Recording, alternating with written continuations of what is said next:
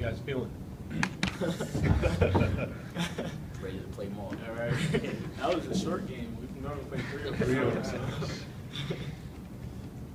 Chris, can you talk about the kind of game you had today?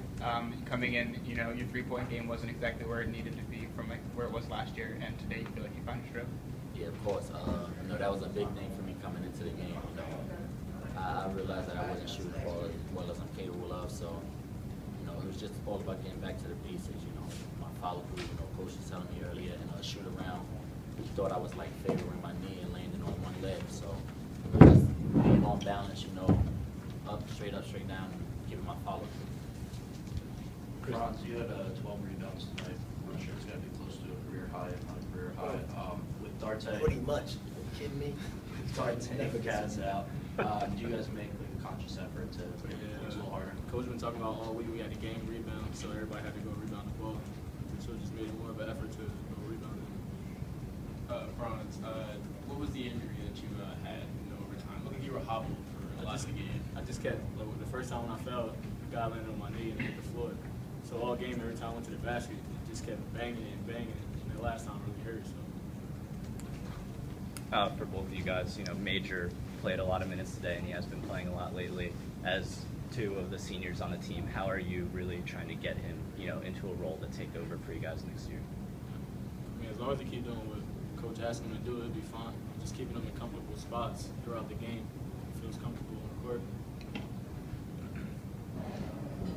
Chris, can you talk about your aggressive approach in the second overtime? It seemed like you came out, a couple of quick drives, scored some points. At that point, did you just know you needed to be aggressive there? Try to stay aggressive the whole game, but you know, the second overtime I felt like, you know, that the plays were there to be made more rather than the second half and the first overtime. So, you know, once I seen that, you know, I tried my best to take advantage of it. You guys both talk about that wild play at the end when you're rolling it on your foot, ricocheted back in, you got a 3 off it. The ref saved us. He did. It was going off front, so Yeah, it saved us. I picked it up and kicked it. Around time. I got one of them. What's the score this 42-40 at half, JMU. Anything else for the guys? Yeah. You want? Okay. Thanks, guys.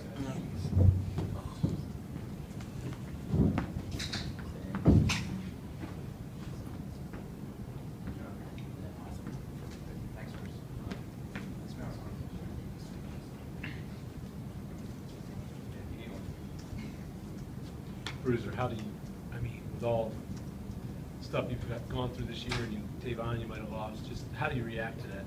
I mean, what you gonna say, man? I mean, just ain't that great luck. So, but I mean, you know, you gotta keep. I'm not one of those guys that's gonna. I tell my guys that once the guys get hurt, I don't even talk about them until they come back. That's how I am. Because before, I mean, they're not gonna be there.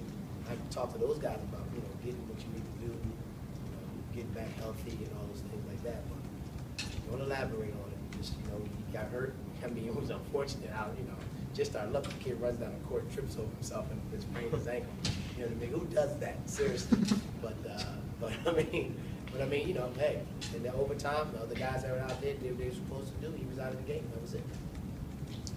That first overtime, when they were going to the line, you were pumping up the crowd a little bit. That looked like, is that you just like recognizing how big this win could Well, have been? no, they're a bad foul shooting team, although they shot good shots today. They're a bad foul shooting team, actually. But they shot them okay today, so I wanted y'all to, you know, make some noise so they can miss it. You know, and some of their bad guys actually shot them, and, but they made them today, so you got to get them credit for that. Can I get your thoughts on Goron's performance? He played 41 minutes, and he did a pretty good job on Etherton. I mean, he still got a double-double and all, but I felt like he was... You think a guy did a good job on a guy who had 18 and 10? Huh? I mean, he's been putting up video game numbers, though. Like, I mean, I thought Gordo and Mo did a great job. I thought they did a good job in what we talked about doing too, because we tried to trap them a lot. And actually, when they went up, we got 2 trap steals to get us buckets to get us back in the game.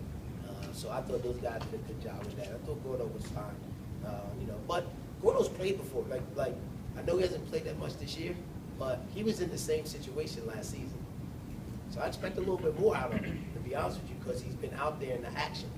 before. But I thought AMO did a great job. They really did. I thought they did a great job in doing what we asked them to do for that point in time. Did you like what you had to like what Fouch, especially in Massenat, did in overtime, especially second period? To be honest with you, I know how I am. I think that's what you're supposed to do. You know what I mean? I talked to Chris a little bit this morning about, I didn't think he was coming down right on his shot. I told him his follow through was a little crooked. You know, he missed every shot in the shoot around this morning. But he was back. He was back being him. Who missed every shot? Chris. Chris. So, but he was back being him, you know. And then it just goes to show you what type of kid he is. I just pulled him over to the side. It wasn't like we weren't working or anything. Said, hey, you're not coming down right, and your follow through is not great. So he made the adjustment. He got 30 points on 15 shots. You know, and he made some huge ones. And he shot them like, okay, look, they going in, because he hasn't shot the ball well lately. And but you know, in Frantz, he stepped up. He drove him to the basket. He's doing the thing. I think he got to do a little bit even more. But I mean, we went double overtime today, so he took a lot more shots. But I told him he got to be way more aggressive getting at the basket than everything else to open up for him. Sometimes he tries to play too much point guard, and I'm like, dude, that's not your role on this team. You got to be more aggressive. The team start really capping on you. Now you throw it to other guys, and they can make plays. You guys are 9-0 now when you out-rebound the other team, and then 0-6 when you get out-rebounded. And especially today, you're missing two big men. You know, what's the importance of staying aggressive and Maybe we crashing? should keep Kaz and Arte on the side. Frantz is coming for their spot. One of the things is we don't turn the ball over that much, so we're not giving you a lot of possessions off of that. So the only other way you can get possessions is if you rebound the ball. And that's one reason why. And so that's one of the things. You know, we give teams extra possessions because they go get offensive rebounds. And because we got some young guys out there, they don't get a big foul. So not only that, you're putting them on the line, you're giving them extra baskets. Guard. So today, our guards, because I think our guards do a poor job of rebounding. I've always said that. Before, you know, we don't have small guards. Like, we have good-sized guards. And I think we should rebound better. And that was one of the things we really talked about. They got two guys that almost average a double-double. And we let those, although they got the numbers that way, I thought we did a great job of really holding those guys down to one shot. We really did. Bruiser, can you run down the injury updates with what best you can with Tavon? I mean, he was on crutches, I'm assuming. Right. Everybody gets on crutches on the team. You ain't see the bench. Seriously, somebody gets hurt, they gave him some crutches. I had to get my other three guys. They were taking the elevator downstairs. So I said, yo, get off the elevator. Y'all ain't hurt that bad, right? But I mean, all I know is that they said he sprained it real bad. Couldn't put any pressure on it. Pressure on it at the end of the game. So that was really it. I'll find out more later. What about Kaz and Arte? Expect them to have him back anytime soon? I hope so. I mean, I don't know. I think they're going to be out probably before the next game, definitely. Both of them out? Both of them. So we'll see. I'm not sure. I'm not necessarily sure. They shot 50% from the floor. Do you think that was just a good offensive display, or your defense was kind of like? I mean, you're missing two starters. You're probably missing your two best, and you're replacing them with some guys who, I don't want to say it, but you know, no, seriously. So, and honestly, they did a good job. Like, I don't like to trap and do all those things like that. I like to just play guys straight up, but I knew we had to do that tonight. Second half, they said, look, throw it inside to these guys. And then that opened it up for them guys to make threes, because this is not a great three-point shooting team either. But we had to dig a little bit, and they sort of played inside out, and they knocked down some threes to start the half. So, that's the biggest thing. When you're down two guys like that, and they're probably better defensive players. It hurts. Now you got to do some things that you don't necessarily do. On the season as a whole, you guys are outscoring opponents by a lot in the first half, and then getting beat in the second half. And it was kind of the same today. What do you see as the reason for that? Got to make some shots. Bottom line. Again, we don't run bad offense. We don't turn the ball over. We average 8 turnovers a game. All right, we're one of the top turnover teams in the nation. Am I right or wrong? We got 13 today, but Fourth coming in today. right, 4th. So it's not like we're turning the ball over and teams outscoring us. We're not making any buckets. So we're hitting shots. Gotta make them.